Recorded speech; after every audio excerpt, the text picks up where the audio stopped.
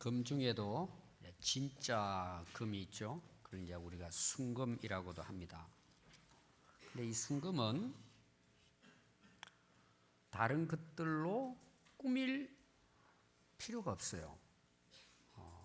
거기다 뭐 다른 이렇게 칠을 한다든지 그 뭐 다른 것으로 그 금을 예쁘게 할 이유가 없죠. 왜냐하면 금 자체가 귀하고 가치가 있고 빛이 나기 때문입니다. 그래서 이 진짜 순금은 그냥 시궁창에 이게 던져 넣어도 변하지 않아요. 시간이 오래 가도 변하지 않아요. 어디에 두어도 시간이 오래 가도 그 금의 가치는 변함이 없습니다. 그래서 우리가 그걸 귀하게 여기죠. 우리 인생도 그렇습니다. 우리 인생의 아름다움이 어디 있을까? 변함이 없는 거죠. 한결같은 것입니다. 특히 우리 신앙인들의 신앙도 물론 우리가 처음에 이제 우리가 신앙을 가질 때는 모르니까 뭐 이렇게 저렇게 하죠. 근데 어느 정도 우리가 이제 시간이 이렇게 지나다 보면 우리가 이제 예수님을 알고 하나님을 알잖아요. 그럼 그걸 진짜 내가 믿고 안다면은 그 신앙은 어떤 신앙일까? 순금 같은 신앙이 되는 거죠. 변함이 없어요. 변덕이 없단 말이에요. 한순간에 이랬다가 저랬다가. 그러니까 여러분들 오늘 이 말씀을 들으면서 지금 내 이 믿음의 상태는 어떠할까? 지금 내가 살아가는 인생이 어떠할까? 함께 우리가 깊이 좀 생각하고 돌아보는 시간이 되었으면 합니다. 그 사도 바울은 고린도후서 이제 4장 7절부터 보면 우리가 이 보배를 질그릇에 가졌다 그랬어요. 자기를 어떤 쉽게 깨어지는 질그릇에다 표현한 거죠. 이 질그릇 안에 내가 보배를 담고 있다는 거죠. 그 보배가 누굴까요? 예수님이에요. 복음이에요. 진리의 말씀이에요. 그걸 내가 여기에 품고 있다는 것입니다. 그래서 큰 능력이 내게 있는 것이 아니라 내 안에 계시는 그 하나님께 있다는 것입니다. 그래서 내가 사방으로 우겨 쌈을 당하고 답답한 일을 만나고 박해를 받아도 쌓이지 아니하고 낙심하지 않고 거꾸로뜨림을 당하지 않는다고 이야기했습니다. 왜 그러느냐? 우리 몸 안에는 예수의 생명이 있어서 그 생명이 내 몸으로 드러나게 된다는 것입니다. 그러니까 오늘 우리 믿음은 예수님을 모신 믿음입니다. 내 안에 누가 계시느냐? 예수님이 계세요.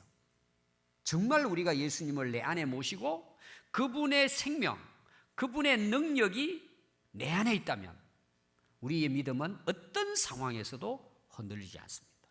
변질되지 않아요. 여러분 이 순금은요 그냥 이렇게 땅속에 캐는 게 아니에요.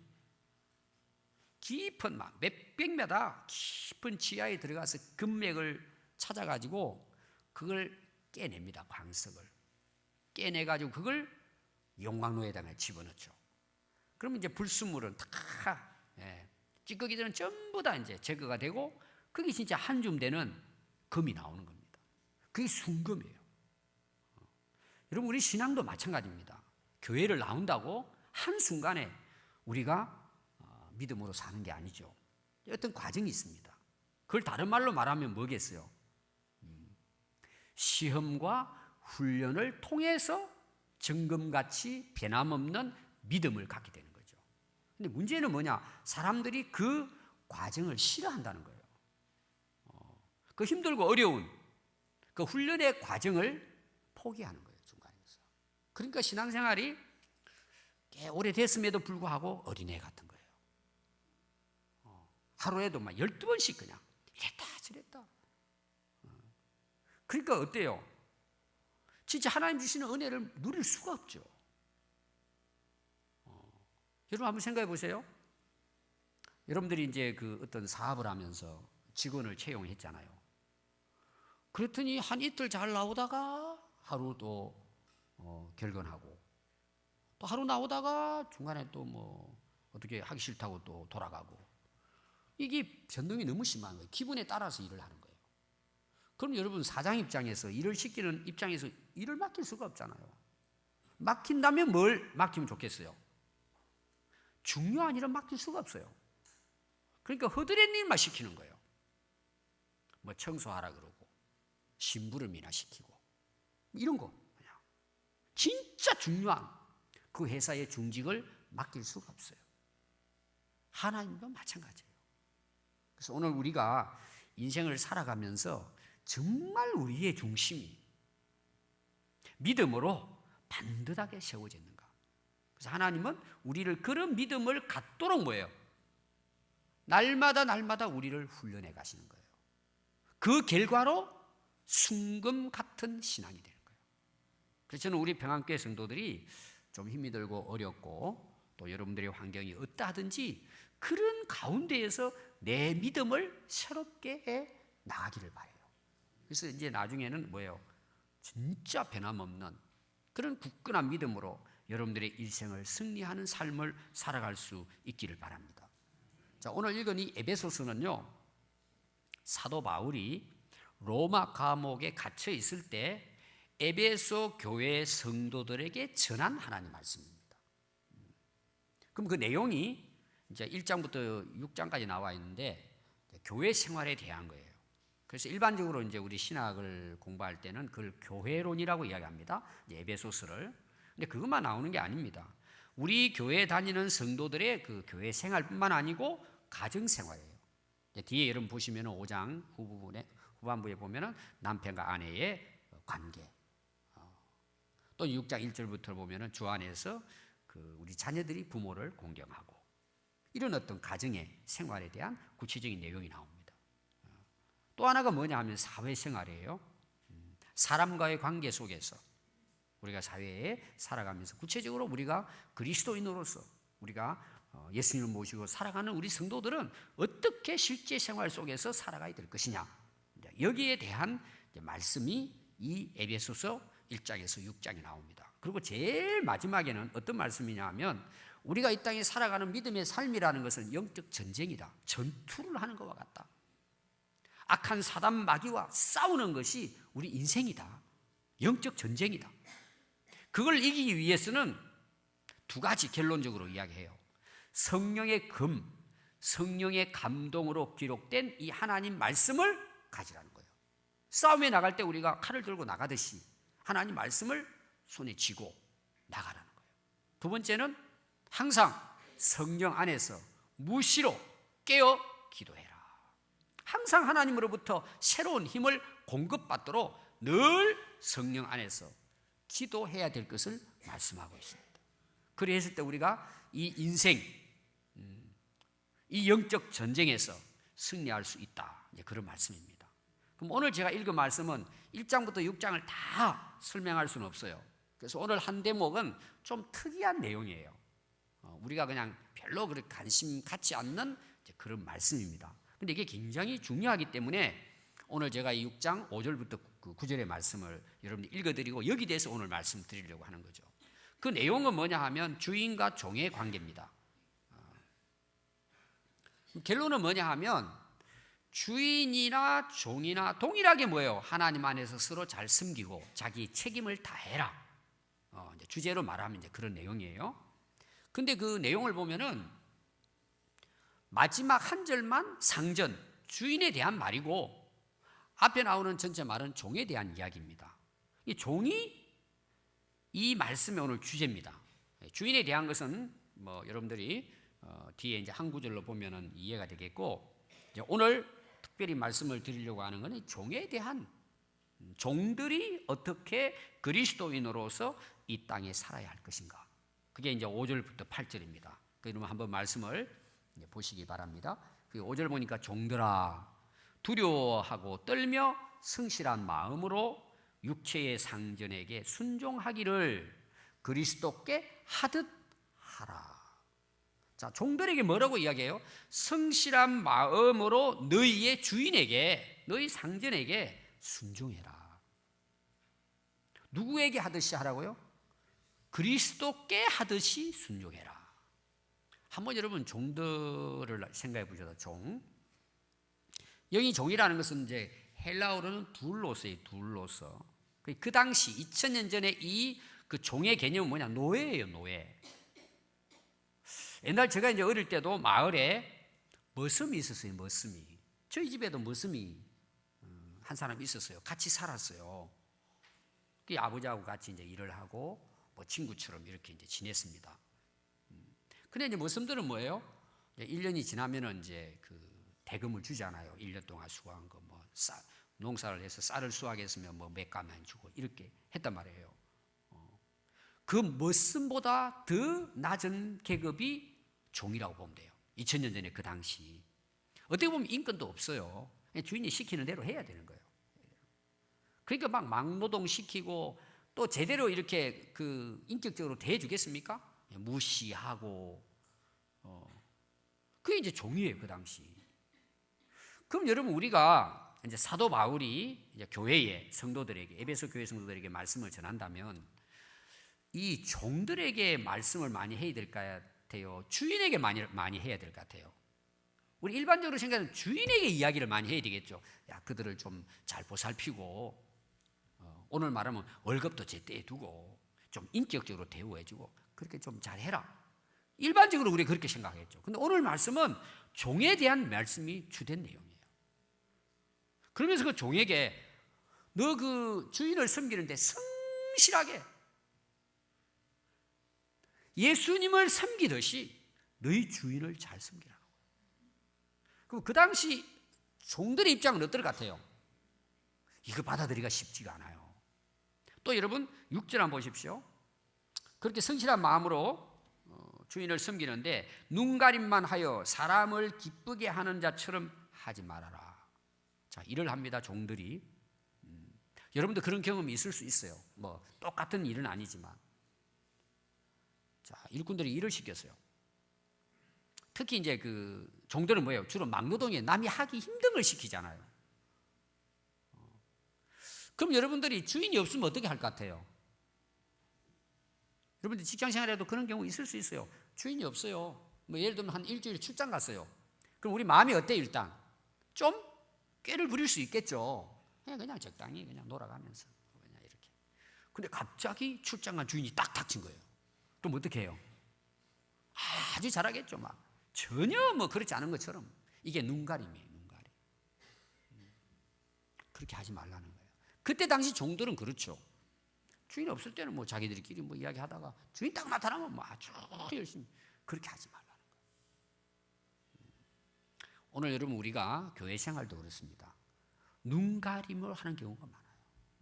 사람들이 봐주니까 하는 거죠. 남의 이목을 생각하는 거죠. 자기 체면을 생각하는 거죠. 그래서 뭐 하는 척. 그러다가 이제 사람들 없으면 그냥 너희들은 눈가림으로 사람 앞에서 그들 우선 기쁘게 하기 위해서 그걸 외식하지 말라는 거예요. 그럼 어떻게 하라고요? 그리스도의 종들처럼 마음으로 하나님의 뜻을 행해라. 여기 하나님 뜻 그러면 우리가 생각할 때는 그냥 뭐 좋은 어떤 걸로 생각해요. 그게 아니고 네가 종으로서 지금 그 있는 위치에서 눈가림으로 하지 말고 예수 그리스도의 종처럼 그 주인의 일을 하나님의 뜻을 이루듯이 하라는 거예요. 그것도 하나님의 뜻이라는 거죠. 하나님의 뜻을 이루는 마음을 가지고 그 일을 성실하게 하라는 거예요. 아니 여러분 종들이 이렇게 한다는 게 이게 참 힘들죠. 종 자체가 어려운데 또 7절은요 참 더 어려운 부분이에요. 어떤 마음으로 하라고요? 기쁘고 즐거운 마음으로 섬기래요. 여러분 솔직히 이제 남의 일을 할 때 힘든 일을 시킬 때 기쁘게 할 수 있습니까? 얼마나 속으로 짜증나요 진짜. 힘들 때가 얼마나 많아요. 어떻게 기쁨으로 해요? 여러분 직장생활 하시는데 어떻게 성실하게 자기 일처럼 주님께 하듯이 아주 기쁘고 즐거운 마음으로 여러분 하십니까? 아마 쉽지 않을걸요. 우리 이제 여기 어머니들 계시잖아요. 아내들 집안일 하잖아요. 아주 막 찬송 불러가면서 기쁘게 할 때도 있지만 감사함으로 어떨 때 짜증날 때 있어요, 없어요? 뭐 우리 성도들이 없는 것 같아요, 보니까. 막 설거지하고 하는데 막 기쁘고 즐겁고 오늘 뭐 남편 아이들 먹이는데 너무 기쁘고 즐거운 마음으로 감사하는 마음으로 해가지고 막 웃어가면서 하면 이제 좋겠지만 실제로 해보면 어때요? 짜증날 때 있단 말이에요. 그런데 종들이에요. 우리 가족들을 섬기는데도 힘들게 있단 말이에요. 근데 종의 입장에서 주인을 기쁜 마음으로 섬긴다? 주어진 일을 하나님의 뜻을 이루듯이 주님께 하듯이 한다. 이거는 그냥 하나의 이상일 뿐이에요. 누가 그렇게 살아요? 근데 사도 바울은 이 종들에게 기쁨으로 예수님께 대하듯이 주인을 섬기라. 참 여러분 이게 쉽지 않은 일입니다. 그런데 종들에게 이렇게 하라고 교훈을 합니다.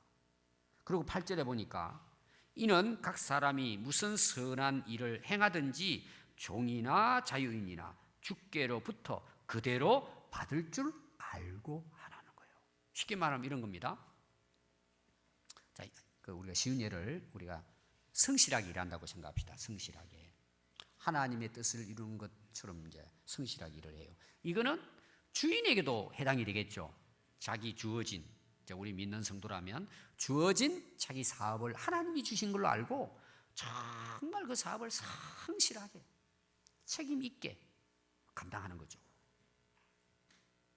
그럼 종은 종이니까 안 해도 됩니까? 종도 그렇게 해야 된다. 성실하게. 그럼 이게 뭐가 이제 중요하냐? 결과가 하나님은 종이든 주인이든 그들이 선하게 하나님의 뜻을 따라 주님을 섬기듯이 그 일을 했다면 하나님은 거기에 대해서 반드시 상을 주신다는 거예요. 너희들이 그대로 한 대로 받게 된다는 거예요. 그러니까 이 종은 내가 지금 종으로서 참 힘들고 어려운데 주인이 맡긴 일을 함에도 불구하고 성실하고 기쁨으로 하나님께 하듯이 그 일을 했단 말이에요. 선하게 그 일을 한 거예요. 근데 주인은 나에게 어떻게 대우하든지 하나님은 너에게 네가 그렇게 한 대로 갚아준다는 거예요. 아멘. 갚아준다는 거예요. 오늘 이 말씀은 우리가 제대로 해석을 하고 이해를 하고 내가 실천하기 위해서는 1장부터 나오는 내용, 이 말씀이 이제 6장에 나오기 때문에 앞에 나오는 내용들을 잘 해석하고 이해해야 오늘 이 말씀이 이해가 되는 거예요. 이 말씀 속에도 나와 있지만 그게 제가 오늘 말씀과 함께 이야기한다면 세 가지입니다. 이걸 우리가 바로 이해해서 왜 사도 바울이 종들에게 이 말씀을 했을까? 자, 첫 번째입니다. 여러분 에베소 1장 1절을 보면 이제 사도 바울이 자기 자신을 소개하는 내용이 나와요. 하나님의 뜻으로 말미암아 그리스도 예수의 사도 됐다. 나는 바울은. 이 사도 바울은 누구라고요? 하나님의 뜻으로 예수님의 사도가 됐다. 자기가 사도된 것에 대해서 알죠. 그리고 이 사도된 바울은 에베소에 있는 성도들과 그리스도 예수 안에 있는 신실한 자들에게 편지했다. 그러니까 이 편지를 전하는 사도 바울, 그리고 이 말씀의 대상은 에베소 교회 성도들, 그 중에도 예수 그리스도를 신실하게 섬기는 성도들에게 이 편지를 했다. 또 거기 4장 1절을 보면 주 안에서 갇힌 내가, 또 에베소 3장 1절은 예수의 일로 갇힌 자 된 나 바울 이렇게 나와요. 바울이 에베소 교회의 성도들에게 신실한 그리스도인에게 이 말씀을 전하는데 자기 지금 위치가 어디냐? 감옥이라는 거예요. 사도 바울이 3차에 걸쳐서 이제 복음 여행을 다니죠. 그리고 마지막에 이제 4차 때는 전도 여행이 아니고 포로로 끌려가가지고 그 죄수로 끌려가가지고 로마 감옥에 2년 동안을 갇히게 돼요. 그 로마 감옥에서 이 말씀을 기록해서 보내는 거예요. 그럼 이게 무슨 이야기냐면 우리가 되게 이제 종들의 생활, 그 어려움과 고통을 모르는 사람들은 이해를 잘 못해요. 그래서 그냥 막 이야기할 수 있어요. 근데 사도 바울은 지금 종보다도 못한 죄수로서 그보다 억울하게 복음을 전하다가 감옥 신세가 된 거예요. 완전히 그냥 최고의 땅바닥에 떨어진 지금 인생이에요. 그런 사도 바울이 에베소 교회 성도들에게 이 말씀을 전하고 특별히 뭐예요? 마지막에선 종들에게 너희들을 주님을 섬기듯이 종들을 잘 섬겨야 된다, 이런 이야기예요. 우리가 이제 사도 바울의 그 삶을 보면은요, 사도 바울은 어느 위치가 주어지든지 어떤 환경이 주어지든지 사도 바울은 변함없이 자기의 사도의 사명을 감당했습니다. 그래서 마지막 이제 사도행전 28장 30절과 31절이 사도 바울의 감옥에 대한 이야기로 사도행전이 끝이 납니다. 그 내용은 어떤 내용이냐면 이제 억울하게 죄수로서 로마 감옥에 갇힙니다. 근데 그 당시 이제 그 우리가 감옥이라고 하는 것이 그냥 우리처럼 이렇게 건물이 있는 것이 아니고 어느 그냥 마을 해가지고 아주 이제 좀 악독한 사람들은 굴을 파가서 집어넣기도 하지만 일반 이런 사람들은 그냥 집에다가 감금을 시킨 거예요. 밖에 못 나가고 혼자 이제 지내게. 그래서 사도 바울이 셋집에서 그렇게 나오면 그게 이제 감옥이에요. 그게 2년 동안을 이제 있는데 사람들이 사도 바울이 왔다고 찾아오는 거예요. 면회를 온 거죠. 근데 왔을 때 사도 바울이 하는 것이 뭐냐? 하나님 나라 천국의 복음을 전파하고 예수 그리스도에 관한 모든 것을 담대하게 거침없이 전한 거예요. 이 사도 바울은 비록 감옥에 있지만 사도로서 사명을 그 감옥에서도 잘 감당했다는 거예요. 우리가 사도행전 16장에서 몇 주 전에 또 복음을 전하다가 귀신 들린 점쟁이를 고쳐줘가지고 주인에 의해 가지고 감옥에 들어가잖아요. 착고에 차해 가지고. 근데 거기 가서도 신라와 함께 찬송하고 기도합니다. 옥문이 열리는 역사가 일어나죠. 그게 사도 바울은 그 옥에 갇혀서도 찬양하고 기도해요. 근데 옥문이 열리고 결국은 이제 그 간수장이 그 집안이 다 예수 믿게 되었더라. 이 사도 바울은 어느 곳을 가도 환경에 좌우되지 않고 이 사명을 감당했다는 거예요. 그러니까 사도 바울이 그런 자기도 고통 중에 있으면서 종들에게 이 말씀을 기록했다는 것을 여러분들이 기억해야 됩니다. 그럼 대개 여러분 종들의 입장에서 이런 말씀을 딱 들었다고 생각해 봐요. 그럼 어떨 것 같아요? 우리 지금 일반적으로 우리가 생각하고 있는 고정관념이 있어요. 지금 우리들이 그런 걸 대부분 갖고 있습니다. 그게 뭐냐 하면 사장들, 부자들은 다 나쁜 놈이다, 악하다. 아니 그냥 그렇게 생각해요. 그리고 힘이 없고 보잘것없고 이런 사람들은 다 착하다, 다 선하다. 또 우리 신앙으로 말한다면 부자들은 다 지옥 가고 거지 같은 가난한 사람들만 천국 간다. 우리는 그런 인식을 하고 있어요. 그래서 우리는 항상 누구 편이에요? 옳고 그런 걸 따져가 편이 아니고 약자 편이에요. 여러분 그게 맞는 생각일까요? 또 어떤 분들은 간혹 이제 농담 삼아 이런 말을 해요. 어떤 성씨가 고집이 세요. 그럼 사람들이 이제 우리나라 그냥 뭐 농담이지만 아이고 뭐 무슨 그 아주 고집은 꺾을 수가 없어 그러죠. 여러분 다 알죠? 어떤 성씨가 고집이 센지. 근데 이제 결론은 뭐예요? 되게 답이 어떻게 나오죠? 그렇게 해놓고 무슨 이야기 해요? 사람 나름이다 그러죠. 사람 나름이죠. 사람 나름이죠. 부자도 사람 나름이고요. 가난한 사람도 사람 나름이에요. 주인이기 때문에 나쁘고 종이기 때문에 훌륭하고. 여러분 그게 어떻게 맞을 수가 있어요? 근데 우리 인식은 그렇게 생각하는. 그래서 하나님도 부자들, 힘이 있는 사람들은 다 멸하시고 약하고 가난한 사람들의 편이야. 여러분 성경에는 그런 일이 한 군데도 없어요. 물론 부자는 천국 가기 어렵다는 말은 있어요. 그건 부자가 다 천국 못 간다는 의미가 아닙니다. 그런 인식을 갖고 우리는 어떤 말씀을 딱 들으면 하나님은 무조건 약자 편이야, 가난한 자의 편이야. 이건 잘못된 생각입니다. 성경에도 여러분 믿음이 좋은 부자들이 많아요. 오늘 우리 세상에도요 주인들, 사장들, 또 재력 있는 사람들, 정말 신실한 신자들 많습니다. 그런데 좀 못 배우고 가난한 사람들이 다 착합니까 여러분? 얼마나 악하고 못된 사람이 많은지 몰라요. 저는 농촌 목회를 해봐서 그걸 너무 잘 알아요. 사람들은 농촌 사람들이 다 어떻다 그래요? 순진하고 순수하다 그러죠. 큰 농촌에 안 살아봐서 그래요. 안 살아봐서 무서워요. 진짜입니다. 그러니까 우리가 그런 걸로 가지고 판단하는 건 잘못된 거예요. 그러니까 오늘 우리 인식 자체를 종 그러니까 다 착하고 올바르고 주인은 다 나쁘다, 이 생각을 버려야 합니다. 그런 어떤 뭐예요? 배경이 있단 말이에요. 지금 사도 바울은 감옥에 있어요. 그럼 여러분 사도 바울 입장에서 생각해 볼까요? 하나님, 제가 지금 복음을 전하기 위해 사명을 감당하기 위해서 내가 죽도록 충성했는데 왜 감옥에 와 있습니까? 하나님 살아계십니까? 원망할 수 있겠죠. 또 더 좋게 말하면 하나님, 지금 제가 지금 이 감옥에서 2년 동안 지금 썩을 사람입니까? 제가 나가서 복음을 전하고 해야 할 일이 얼마나 많은데 하나님 빨리 나가게 해주세요. 할 수 있잖아요. 사도 바울은 그렇게 전혀 하지 않아요. 사도 바울은 이제 이런 거죠. 왕궁에 있든지 평안한 집에 있든지 좋은 위치에 있든지 감옥에 있든지 핍박을 당하든지 사도 바울은 그게 힘은 들겠지만 자기가 하나님께 맡은 사명을 감당하는 데 있어서 그리스도인으로 살아가는 데 있어서는 아무 문제가 없었다는 거예요. 여러분, 그게 진짜 믿음 아니겠습니까? 그게 순금 같은 믿음이에요.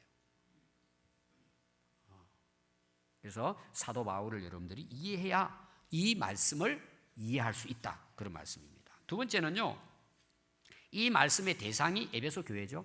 그리고 그 성도들인데 특별히 뭐예요? 예수 그리스도 안에 있는 신실한 성도들에게 보냈다는 거예요. 예를 들면은 지금 이 종들은 에베소 교회 성도들이 아니에요. 지금 종들에게 이 오늘 말씀 전하잖아요. 이들이 에베소 교회 성도예요, 아니에요?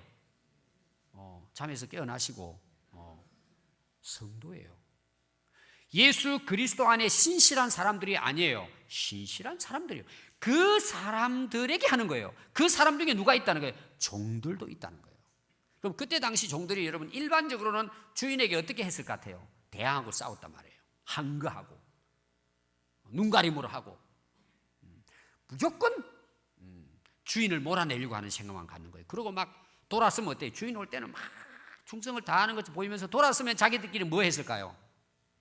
주인에 대해서 오늘 우리나라 말로 하면 뭐예요? 씹는 거야. 자기들끼리 온갖 욕을 다 하고 이렇게 한 거예요. 일반적인 종들은. 근데 너희들은 그리스도 안에 신실한 성도들은 그렇게 하지 말라는 거예요. 내용이 그런 거예요. 왜 그래요? 너희들은 성도라는 거예요. 그리스도 안에 있는 신실한 자들이라는 거예요. 너희들은 구별해야 된다는 거예요. 또 여러분 에베소 2장 1절에 보면 그는 허물과 죄로 죽었던 너희를 살렸다는 거예요. 성도가 누구예요? 허물과 죄로 죽어 마땅한데 죽었는데 하나님이 살려줬다는 거예요. 너희들은 비록 종일지 몰라도 하나님은 너희들을 살려주신 거야. 너희들은 구원받은 하나님의 성도고 백성들이야. 그러니까 그렇게 살아라는 거예요.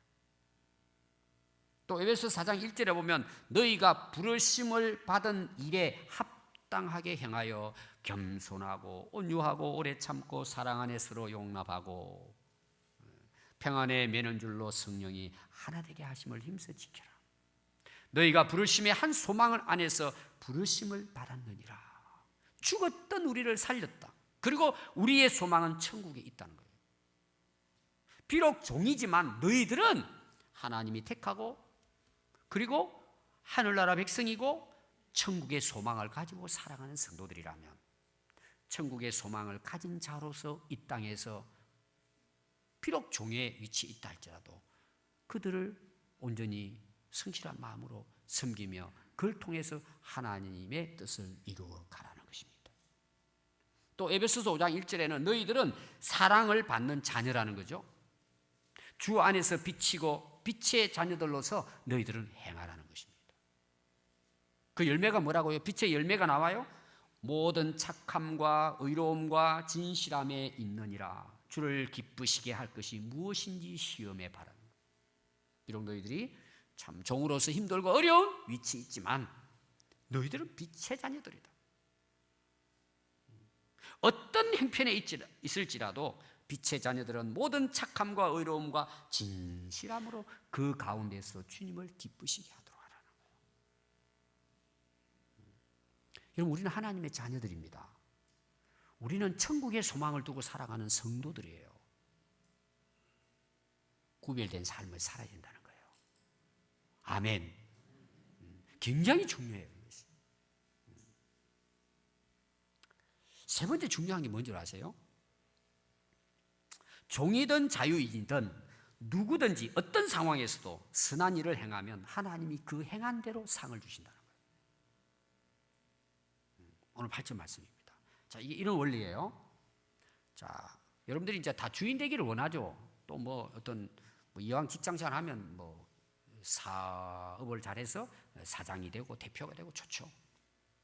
또 어떤 경우는 우리가 직원으로 일할 수도 있어요. 여러분들 대부분 그렇잖아요. 우리가 생활이.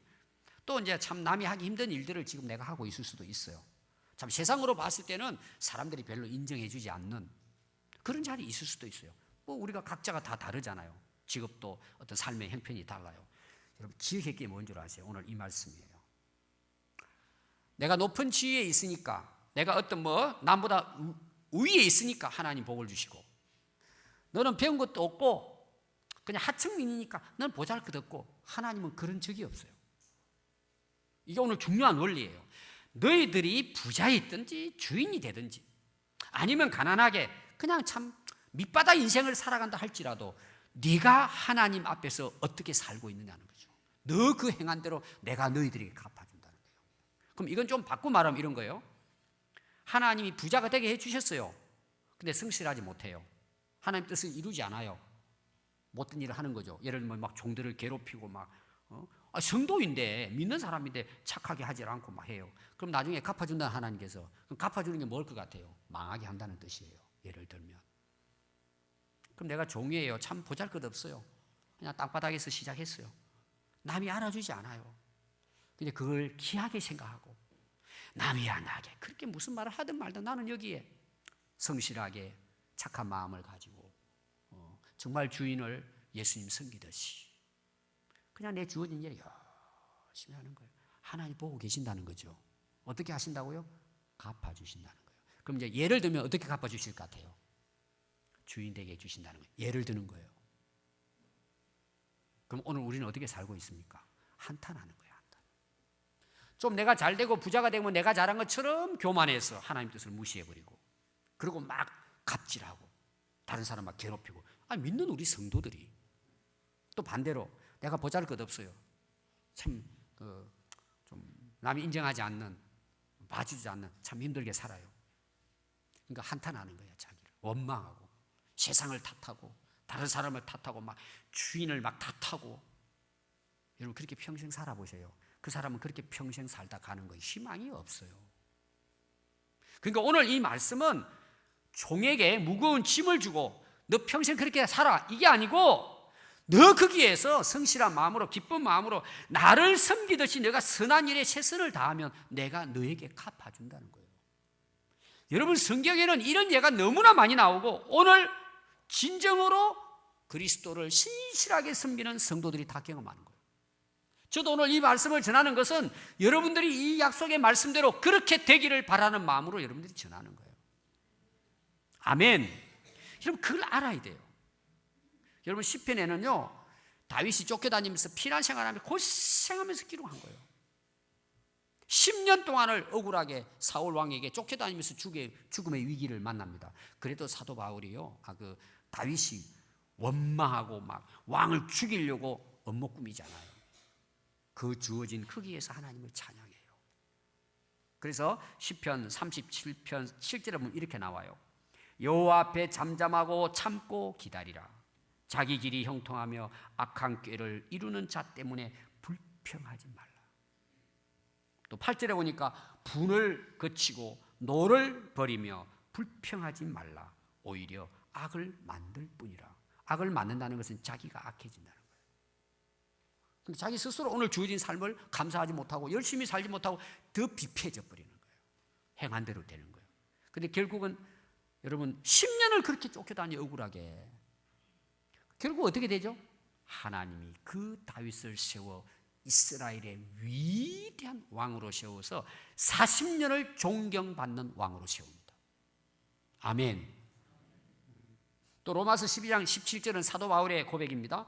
아무에게도 악을 악으로 갚지 말고 모든 사람 앞에서 선한 일을 도모해라. 다른 사람은 내게 아무리 악하게 해도 나는 남을 악하게 하지 않는단 말이에요. 그리고 나는 하나님 앞에 선한 일을 도모, 선한 일을 해나가는 거예요. 이게 성도의 삶이에요. 그래서 21절은요, 악에게 지지 말고 선으로 악을 이기라는 거예요. 이거는 싸우라는 것이 아닙니다. 아무리 악으로 나를 공격해와도 나는 선으로 살아가는 게 뭐예요? 이기는 거예요. 이긴다는 뭐예요? 결국 자기가 승리한단 말이에요. 오늘날 가정 한번 보세요. 가정. 여러분 가정만 보십시오. 가정 안에도 악한 일이 일어날 수 있어요. 그럼 이제 예를 들어 우리 대부분 그 아내들이 예수를 먼저 믿잖아요. 그 이제 안 믿는 남편들이 되게 먼저 이제 그 핍박을 하잖아요. 가정 안에서 내가 열심히. 여러분들 꼭 기억해야 돼요. 이제 교회를 나갔더니 처음에는 그냥 나갔는데 예수님을 만난 거예요. 은혜를 받은 거예요. 인생이 뭔지 깨달았어요. 그때부터 이제 말씀대로 삽니다. 순종하고. 그러면 꼭 남편들이 핍박을 합니다. 처음 1호가 핍박자 1호가 되게 남편이에요. 그때 그럼 우리 아내들이 어떻게 해야 돼요? 남편이 화난다고 TV를 부셔버렸어요. 그럼 아내는 어떻게 해야 돼요? 세탁기를 부셔버리는 거예요. 그럼 그 가정은 망하는 거예요. 예를 이야기, 악을 악으로 갚지 말라는. 그렇게 하면 어때요? TV에 다 주워가지고 쓰레기도 넣어가지고 또 좀 이렇게 모아가지고 새 거 사놓는 거예요. 바보죠 그게. 저 한 구체적인 예예요. 가정이 살아나요. 제가 이제 제자리 할 때도 숙제 내잖아요. 이번 주 가가지고 남편에게 이런 거 한번 해보십시오. 그리고 나누고 이렇게 하잖아요. 되게 어떤 분들이 목사님 진짜 그거 못하겠어요 그래요. 아 진짜 안 돼요 그게. 이 마음이 안 되는 거야 막. 그 사람 얼굴만 몸이나 막 올라오는데 어떻게 하냐는 거야. 그게 세상 사람들의 생각이에요. 악을 악으로 갚는 거예요. 우리가 그리스도 안에 신실한 성도라면 그렇게 하면 안 된다는 거예요. 선으로 이기라는 거예요. 그게 뭐예요? 내가 하나님 앞에서 나는 변함없이 성도의 삶을 살아가는 거예요. 여러분 교회 안에도요. 교회 안에도 원수가 있습니다. 알력이 있다니까요. 서로 미워하고 시기하고 질투하고 괜히 누가 잘하면은요. 샘내고 막 아주 못된 사람들이죠. 왜 그럴까요? 세상 방식으로 교회 생활하는 거예요. 오늘 사도 바울의 말씀은요. 종들에게 너 죽으라고 고생해 이런 의미가 아닙니다. 그들을 축복하기 위한 말씀이에요. 오늘 우리들은 마찬가지예요. 비록 우리가 지금 뭐 종은 아니지만 하나님 진짜 뭐 말씀 보면은 내 형편은 생각하지 않고 그냥 하나님 말씀을 하시는 것 같아요. 아닙니다. 그게 답이기 때문에 그래요. 자, 우리 요셉 한번 예를 들어보겠습니다. 오늘 제가 요셉을 예를 들려고 해요. 요셉은 하나님이 꿈을 줘서 꿈을 가졌어요. 근데 그때부터 고생이 시작되잖아요. 형들로 미움받아가지고요. 구렁텅이 빠집니다. 거기 오래 가면 이제 짐승밥이 되는 거예요. 근데 지나가는 이제 그 노예 상인을 만나가지고 팔아버려요. 그리고 애굽에 가가지고 보디발의 집에 종으로 들어갑니다. 팔리는 거죠. 종이잖아요. 근데 그것도 그 보디발의 아내가 그 요셉을 자꾸 또 유혹하는 거예요. 그걸 이제 싫어해가지고 막 안갚음 때문에 억울하게 감옥에 갇혀요. 요셉은 끝나버린 거예요. 인생이. 거기에 들어가는 그 감옥은 오늘 우리만 청와대 감옥이에요. 나오기는 거의 불가능해요. 끝났어요. 요셉의 인생은. 그게 젊은 나이에 그렇게 된 거예요. 그럼 요셉은 어떻게 했을까요? 이게 여러분 진짜 대단한 분이에요. 우리 요셉 그러면 꿈을 꾼자 자꾸 그러는데 그거는 요셉을 몰라서 그래요. 요셉은 어디 애쓰든지 하나님을 섬겼다는 거예요. 그래서 보디발의 집에 가가지고 주인인 보디발을 하나님 섬기듯이 섬겨요. 근데 보디발이 보니까 하나님이 요셉과 함께 하는 걸 본 거예요. 그래서 그 집이 복을 받았다 그랬어요. 억울하게 해가지고 감옥 갔어요. 감옥 갔는데도 간수들이 일을 도와가지고 나중에 행정 일을 다 맡아버려요. 열심히 했다는 거죠. 그 감옥에 갔어도. 그래서 간수가 일을 다 맡겨버려요. 근데 간수가 보니까 요셉은 하나님이 함께 한다는 걸 알았어요. 모든 그가 하는 일에 범사에 하나님이 복을 주셨다고 말씀하고 있습니다. 결국 어떻게 될까요? 총리로 발탁이 돼서 많은 생명을 살려내는 선한 일꾼이 됐다는 거예요. 그럼 요셉만 그럴까요? 오늘 우리도 마찬가지입니다. 지금 여러분들이 어느 위치에 있든지 우리가 한번 생각해 보세요. 요새만큼은 아니잖아요. 형들에게 뭐 쫓겨나가지고 구릉덩이 빠지고 남의 집 종으로 돈 주고 팔리고 감옥 가 있는 건 아니잖아요. 비교도 안 되잖아, 우리는. 우리 조금 당하는 어려움이 뭐예요? 사실 그런 것들에 비하면 진짜 사사로운 것들이에요. 근데 이거 가지고 울고불고 막 죽네 사냐 그래요. 그럼 이게 뭔 이야기예요? 내가 믿음이 없다는 내용이에요. 그 작은 일을 가지고 막 몸살을 앓아요. 여러분, 믿음이 뭐예요? 믿음은 환경을 극복하는 적응력이에요. 내가 어느 환경에 있어도 이 믿음은 이겨내는 거예요, 여러분. 그게 믿음이에요. 그럼 여러분들이 이걸 이겨내지 못하고 막 모든 일에 원망하고 불평하고 짜증낸다는 말은 뭔 말이에요? 내 안에 예수님이 안 계신다는 거죠. 신실한 그리스도인이 아니라는 거예요. 여러분 중에 아마 남 탓하고 지금의 막 현실을 막 부정하고 막 내 인생은 왜 이러나 내가 원하지도 않았는데 그렇게 한 사람이 있을 거예요. 그건 세상 사람들이 가지고 있는 생각이고 그렇게 해서 같이 망하는 거예요. 우리는 그리스도인이에요. 하나님의 택함 받은 자녀들이에요. 우리의 소망은 천국에 있어요. 우리가 진짜 그 믿음을 믿는다면 우리는 감옥에 가도 좀 어려운 일을 만나도 사람들이 나를 좀 배반해도 우리가 하나님을 향한 믿음의 삶은 변함이 없어야 맞는 거예요. 그걸 사람들이 보고 있는 거예요. 하나님의 역사를 뒤바꿔 놓는 거예요. 그런데 여러분, 이게 계속되는 사람이 있죠. 이유가 있어요. 아주 멀었다는 거예요, 하나님 보실 때. 그게 여러분 모습이에요. 여러분, 우리가 배를 타고 한번 항해를 하면은 파도가 치죠. 갑자기 강풍이 불어요. 우리 인생도 똑같아요. 상상하지 못한 일이 갑자기 일어납니다. 우리 인생에 다 그렇잖아요. 황당하죠. 그때 우리 믿음이 딱 드러나는 거예요. 그때 막 난리를 치는 사람들은 내 안에 주님이 안 계신 거예요. 그리고 남을 원망하고 막 자기를 한탄하고. 우리 인생은 언제든지 풍랑이 일어날 수 있어요. 그래도 우리 믿음은 뭐예요? 다 정말 순금 같은 믿음을 갖고 있으면 풍랑을 만나도 나중에 가서 보니까 그게 더 은혜가 됩니다. 실제로 그래요. 저는 우리 평안교회 성도들이 이런 믿음을 가졌으면 해요. 여러분, 오늘 내 지금 바로 이 지금 현장, 현실 다 이해할 수 없어요. 우리가 꼭 기억해야 될 것은 하나님의 섭리가 있다는 거예요. 하나님은 그걸 모든 것을 합력하여 지금 하나님의 선한 역사를 이루어가는데 우리가 그걸 팽개쳐 버리는 거예요. 팽개쳐. 그러니까 1년 갈 것이 10년 가고 한 달 갈 것이 100년도 갈 수 있어요. 그걸 모르는 거예요. 그리고 남을 계속 탐하는 거예요. 그 북한에서 2년 6개월 동안 억류됐던 그 임현수 목사님이 얼마 전에 풀려나서 그분 간증을 제가 들었습니다. 그분이 이제 설교하는 중에 캐나다인이거든요. 이제 한국 시민권을 캐나다 시민권을 가지고 들어갔습니다. 설교하는 게 어떤 설교냐? 김일성 대신에 하나님을 섬겨야 되고 김정일이 대신에 예수님을 섬겨야 된다. 이제 설교 중에 그런 게 있는 거예요. 근데 이제 그분이 붙들려 가지고 이제 그 최고 존엄을 모독한 죄로 종신형에 처한 거예요. 북한에 들어갔을 때 붙들려 가지고 이분은 18년 동안을요 150번 이상을 북한을 다니면서 고아원 아이들 13,050명을 먹여 살렸습니다. 7개, 8개 양로원을 세웠습니다. 2,000명이 들어가서 목욕할 수 있는 목욕탕도 세웠습니다. 그가 그동안에 가서 그들을 도운 헌금만 해도 500억이 넘었습니다. 많은 사람들을 통해 가지고 18년 동안 그렇게 애쓰고 수고했습니다. 그런데 그것 때문에 붙들린 거죠. 그런데 그분의 고백이 이제 결론이 이겁니다.